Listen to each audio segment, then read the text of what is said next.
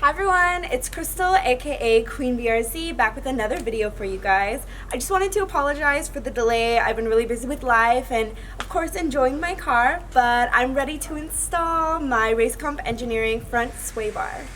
I fall in love too easily. So this RaceComp engineering sway bar is a 25mm hollow sway bar, which is equivalent to a 22mm solid sway bar. So this is what the sway bar is going to look like. As you can tell, it's very light, which is good for performance. And as you can see, we have the mounting points here, two positions for both softer and stiffer. It has a really nice powder coat on there, and I really like the quality of the whole thing. You can tell it's welded really nicely, and it's very durable. Okay, so the first things that we're going to need to do are jack up the car and put those on jack stands, and then remove the front wheels. After that, we want to go ahead and remove the front dust shield, which is going to be this bad boy right here. And do make sure to wear some safety glasses, because as I was removing this, rocks and pebbles from when I go up to the mountains kept flying on my face, so safety first.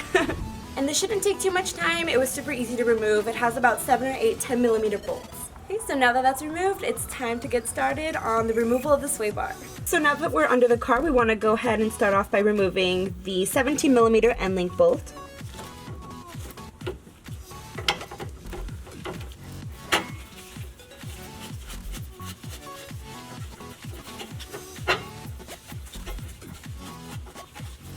Perfect.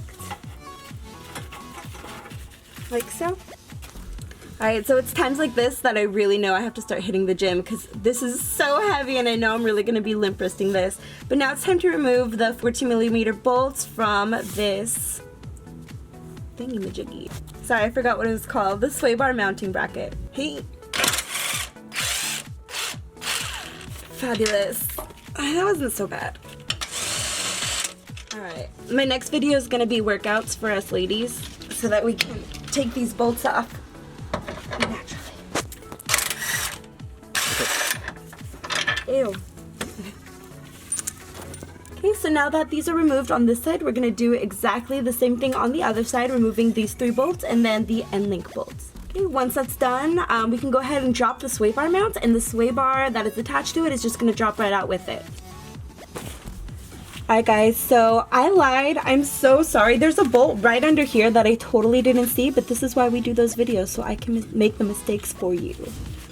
We're going to go ahead and remove this little tab here that's holding this piece together. It should come right out pretty easily.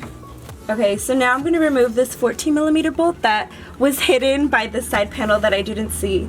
I guess not all the BRZs and FRSs have this. I think it's just like a 17 plus, but maybe someone can correct me on that. I'm not positive.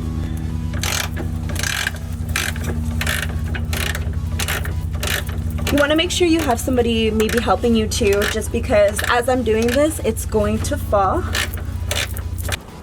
So once you get everything out, this is what it's going to look like. We have the sway bars still attached. Right here, we're going to go ahead and remove this 14mm bolt, and there's a 12mm bolt on the inside that we're also going to remove.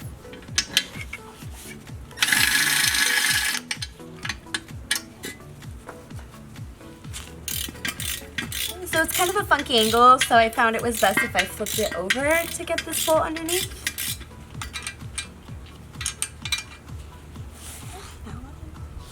Now we're going to do the same thing to the other side, and then we'll have the sway bar out. Okay, so I just wanted to do a quick comparison of the two sway bars. As you can see, the RaceComp engineering sway bar is a lot thicker and a lot higher quality than the stock, and it has 2 adjustable positions on the end. Okay, now it's time to reassemble this and then go ahead and get that new sway bar in. Okay, so now that that's all assembled, we're going to go ahead and put it on the same way that we took it off, and then get started on the driving, and I'll let you know how it feels. Okay, so after spending about 30 to 45 minutes messing around with it, I realized that I put the mounts on the inside instead of the outside, so it wasn't fitting properly. I'm going to go ahead and provide you guys with a picture so that you know exactly what it's supposed to look like, but basically that's the way it goes, and everything's all in, so let's go ahead and test it out. Alright, so I'm just starting off doing some S-turns here. And the reason I'm doing this is to test out the turn-in, and so far I can tell that it's very responsive. And I like how planted I feel. You're not really feeling the body of the car roll. Very planted. And even though I'm just doing street driving right now, this is going to be perfect when I go back to do autocross. Alright, I'm also really excited to test this out in the canyons too. Of course, a lot of you guys know I like to go to Azusa Canyon and GMR a lot, so this will be really great for that time. Overall, I'm really impressed with this Swaybar, and I can't recommend RaceComp Engineering enough. If anybody is looking into getting a Swaybar, RaceComp Engineering is the way to go. The quality of the product is just outstanding, and you won't be disappointed. Also, don't forget to check out their yellow lowering springs. I did do an install video on that if you haven't seen it already, but they're phenomenal, and RaceComp Engineering is amazing overall. Nothing more needed to say. Alright, so if you liked my video, don't forget to like it down below and subscribe to my YouTube channel. I just want to let you guys know, for all you Honda fans out there, I have a new project coming soon, and all I'm going to say is EK. Alright, until next time, Queen BRZ out. I fall in love too easily. I fall in love too fast.